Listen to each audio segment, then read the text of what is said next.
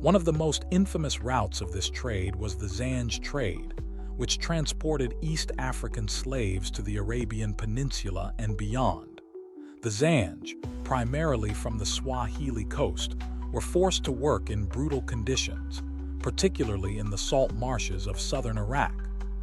Their suffering culminated in the Zanj rebellion of the 9th century, a massive uprising that shook the Abbasid Caliphate and highlighted the systemic violence of the slave trade. But the Arab slave trade was not confined to the East. In North Africa, the trans-Saharan routes carried millions of Africans across the desert to markets in Cairo, Tripoli, and beyond. These journeys were deadly, with countless lives lost to thirst, exhaustion, and disease. Those who survived faced a life of servitude, often far from their homelands. The impact of this trade on Africa was profound.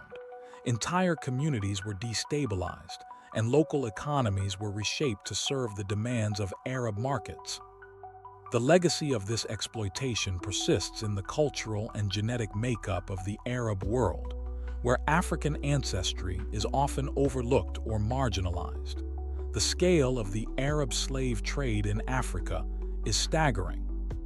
Historians estimate that between the 7th and 20th centuries, between 10 to 18 million Africans were forcibly taken from their homes and transported across the Sahara, the Red Sea, and the Indian Ocean. This trade spanned over a millennium, far longer than the transatlantic slave trade, and its impact on Africa's demographic and cultural landscape was immense.